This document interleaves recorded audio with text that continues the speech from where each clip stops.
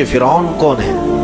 فرعون صرف ایک شخص کا نام نہیں ہے، مصر کا جو بھی بادشاہ ہوتا تھا اس کا لقب فرعون ہوتا تھا۔ تقریباً 18 یا 19 فرعون آئے، جو بھی بادشاہ ہوتا تھا اس کا لقب تھا یہ فرعون، اکثر لوگ اس کو نام سمجھتے ہیں۔ اب جو موسیٰ علیہ السلام کے زمانے کا فرعون تھا وہ بڑا جری تھا، اسے طاقت پر غرور بھی تھا، گھمنڈ بھی تھا۔ ایسا ہے کہ تقریباً 100 سال تک تو کبھی اس کو سردی بخار بھی نہیں آیا، بیمار کبھی نہیں ہوا۔ تو آدمی کو جب کوئی تکلیف نہ آئے تو وہ غرور میں بڑھ جاتا ہے اور اسے ایسا لگنے لگتا ہے کہ میں سب سے پاورفل آدمی ہوں دنیا کا، مجھے کچھ ہو نہیں سکتا۔ تو یہی فرعون ہے جس نے اپنے زمانے میں یہ اعلان کیا تھا کہ لوگوں میں تمہارا رب ہوں، تمہارا بڑا رب میں ہوں، میری عبادت کرو۔ بات تو چل رہی تھی اور لوگوں کو اپنی خدمت پر معمور کرنے کی بجائے اپنی عبادت پر معمور کرتا تھا، ہزاروں لوگ اس کو سجدہ بھی کرتے۔ ایک دن ایسا ہوا کہ فرعون نے خواب دیکھا، آسمان سے ایک تارا ٹوٹ کر اس کی گود میں گرا یا اس کے محل پہ گرا اور پھر آگ لگ گئی اس کے محل میں۔ وہ گھبرا کر کے اٹھا، صبح نجومیوں کو، کاہنوں کو بلایا کہ اس خواب کی کوئی تعبیر صحیح بتا دے۔ بہتوں نے الگ الگ تعبیریں بتائی، پھر جو بڑے ماہر نجومی تھے انہوں نے کہا کہ اس خواب کی تعبیر یہ ہے کہ بنی اسرائیل خاندان میں ایک بچہ پیدا ہوگا جو تیری سلطنت کو ہلاک کر دے گا، تیری سلطنت کے ہلاک کرنے کا باعث بنے گا۔ خواب کی تعبیر سننے کے بعد شاہی فرمان جاری کر دیا اس نے کہ بنی اسرائیل میں آج کے بعد جو بھی لڑکا پیدا ہوگا اسے مار دیا جائے گا، کیونکہ وہ بچہ کہیں سلطنت کی ہلاک کرنے والا پیدا نہ ہو جائے۔ تو یہ اعلان کے بعد بنی اسرائیل خاندان میں جو بھی لڑکا پیدا ہوتا اسے مار دیا جاتا، بیٹوں کو ذبح کر دیتا تھا اور لڑکیوں کو زندہ چھوڑ دیتا تھا۔ 1 سال کے اندر انہوں نے 12,000 بچوں کو ذبح کیا، پیدا ہوتے ہی قتل کر دیتے تھے۔ لڑکے کو زندہ رہنے کا حق نہیں تھا، صرف ڈر تھا۔ یہ وہ زمانہ ہے جب موسیٰ علیہ الصلوۃ والتسلیم کی ابھی ولادت نہیں ہوئی، ولادت سے پہلے اتنے بچے مارے گئے۔ پھر اس کے درباریوں نے اس سے ریکویسٹ کیا کہ اگر ایسے سب مار دیے جائیں تو آپ کی خدمت کے لیے بچے کہاں سے ملیں گے، جوان کون ہوگا؟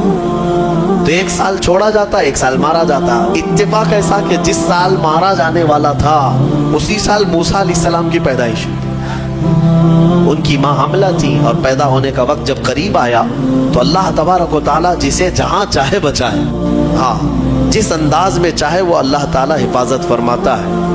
تو موسیٰ علیہ السلام کی ماں کے دل میں اللہ نے بات القاء کی کہ تہ خانے میں چلی جائیں۔ وہ تہ خانے میں گئی، بچے کی ولادت ہوئی، لڑکا پیدا ہوا۔ اب وہ گھبرا گئی کہ یہ سال مارے جانے والا ہے، اور وہ بنی اسرائیل خاندان سے تھی کہ میرا بچہ مارا جائے گا، قتل کر دیا جائے گا۔ تو اللہ تبارک و تعالیٰ نے ان کے دل میں یہ بات القاء کی کہ ایک صندوق لے لو لکڑی کا اور اس میں اس بچے کو ڈال کر دریا میں بہا دو۔ بھلا کوئی ماں کیسے بہائے گی؟ لیکن اللہ تعالیٰ فرماتا ہے وَرَبَطْنَا عَلَىٰ قَلْبِهَا، ہم نے ان کے دل کو مضبوط کر دیا تھا۔ جب اللہ تعالیٰ کسی کے دل کو مضبوط کرتا ہے تو بڑے بڑے کام کر جاتا ہے۔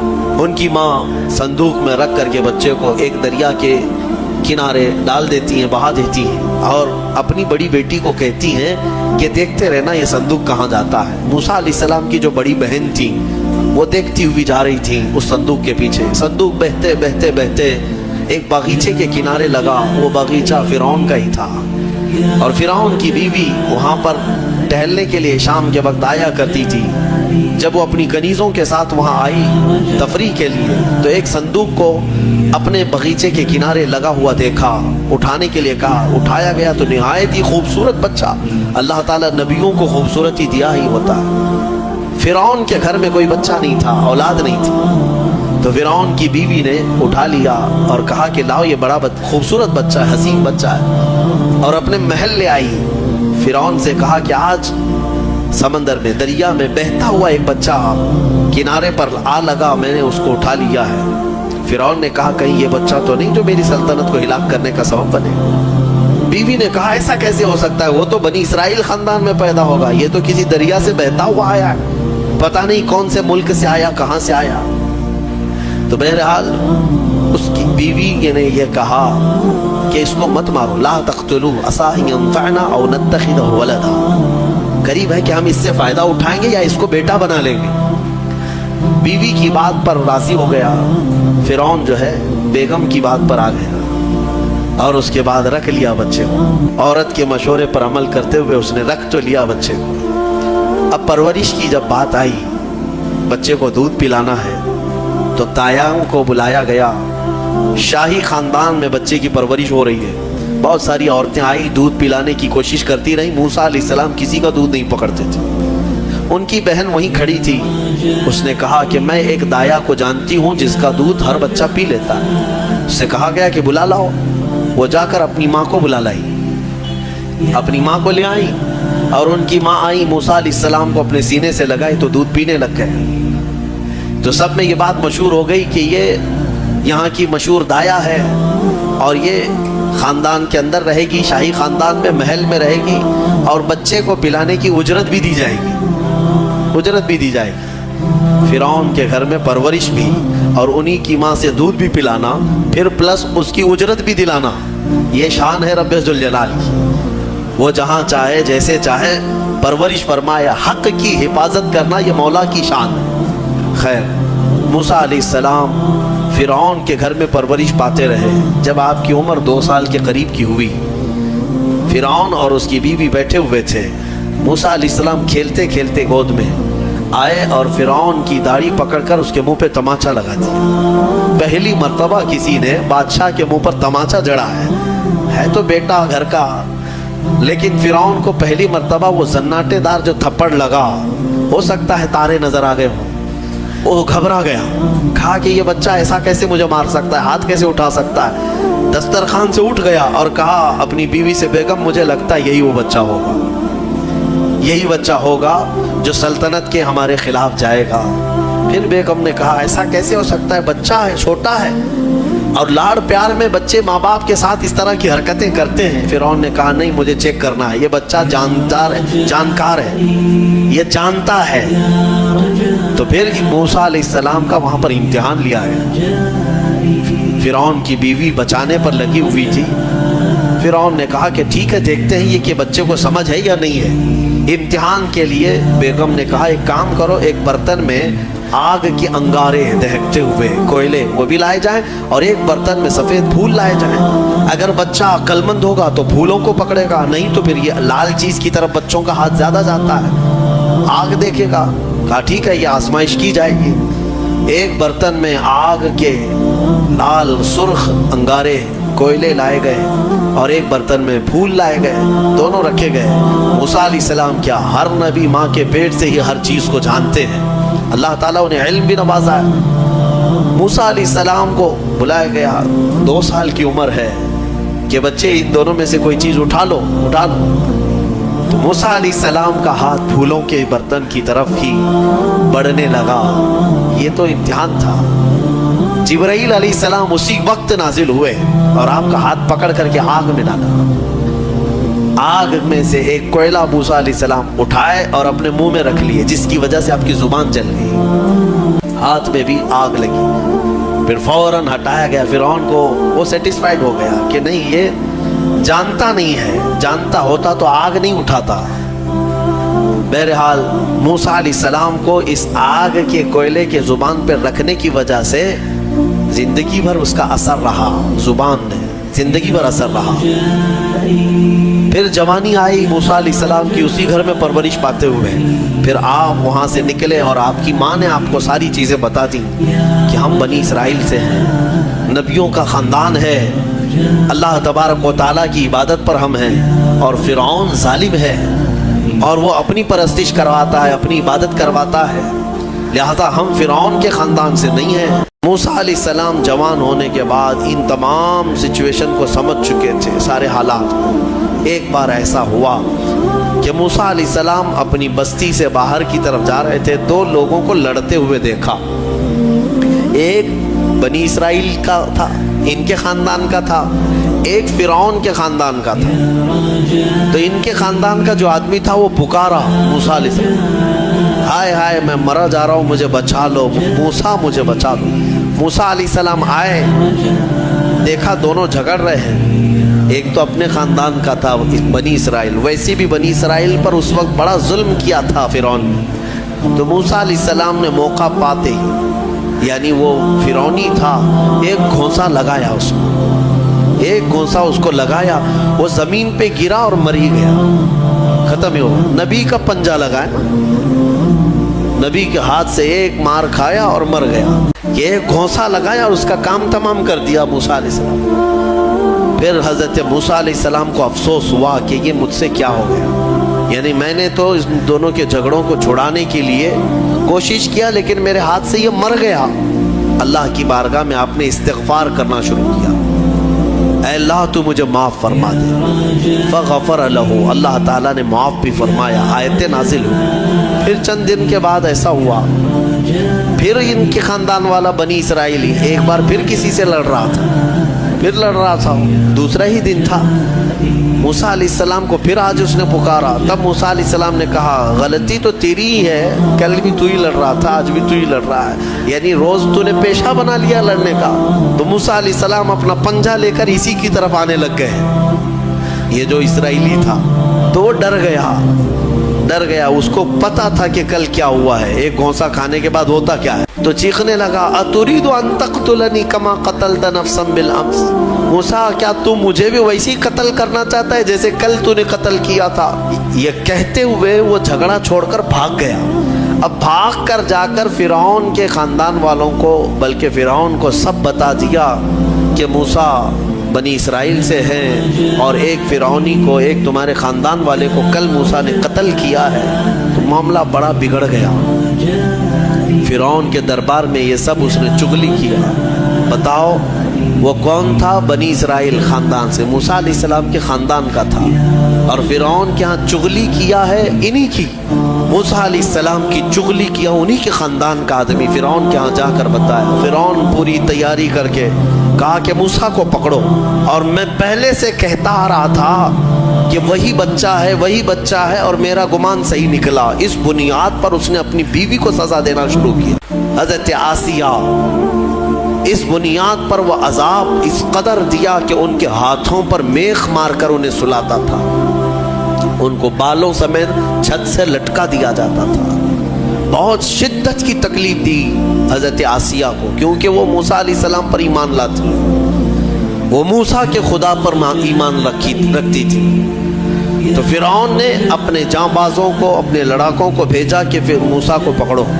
وہ سب نکلے تو ایک ان کی اچھائی چاہنے والا, ان کا خیر خواہ شہر سے دوڑتا ہوا آیا. وجاء رجل من اقصى المدینة يسعى, دوڑتا ہوا آیا شہر سے اور کہا, قال یا موسیٰ ان الملأ یأتمرون بک لیقتلوک, فوج پیچھے سے آ رہی ہے تمہیں قتل کرنے کے لیے, تم یہاں سے فوراً نکل جاؤ, یہ بستی چھوڑ دو. حضرت موسیٰ علیہ السلام اس کی بات سن کر کے نکل پڑے. یہ مصر کی سرزمین تھی, چھوڑ کر کے آپ وہاں سے نکلے. فخرج منها خائفا يترقب, وہاں سے خوف کے عالم میں نکلے تھے. موسیٰ علیہ السلام دوسری بستی پر چلے گئے, ایک ایسی جگہ پر گئے, یہ پورا واقعہ تفصیل سے سورہ قصص میں موجود ہے.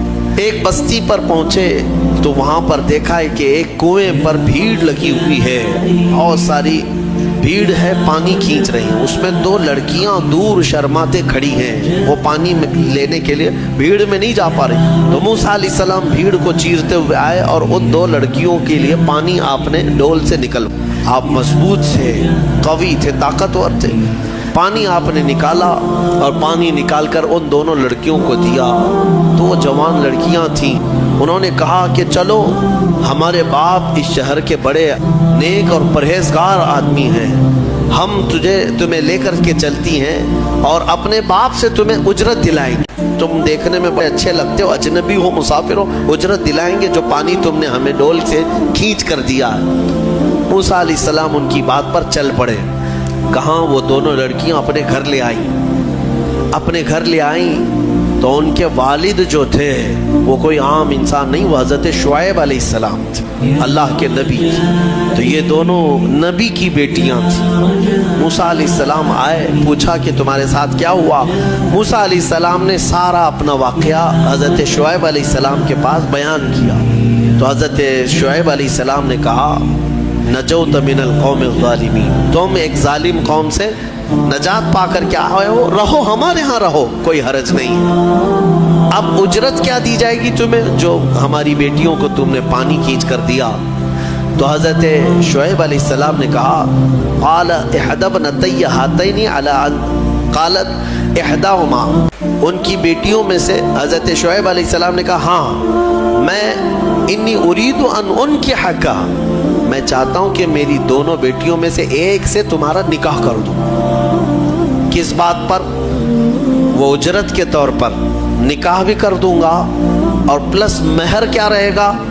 مہر میں یہ رہے گا کہ میرے باغیچہ ہے ایک، اس باغیچے میں 8 سال تک تمہیں رکھوالی کرنی ہوگی، 8 سال تک۔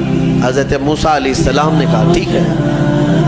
8 سال کی بجائے 10 سال موسیٰ علیہ السلام وہیں رہے، شادی بھی ہوئی شعیب علیہ السلام کی بیٹی کے ساتھ، جن کا نام تاریخ میں حضرت صفورہ بتایا گیا ہے۔ حضرت موسیٰ علیہ السلام کا نکاح ہوا، وہیں رہنے لگے۔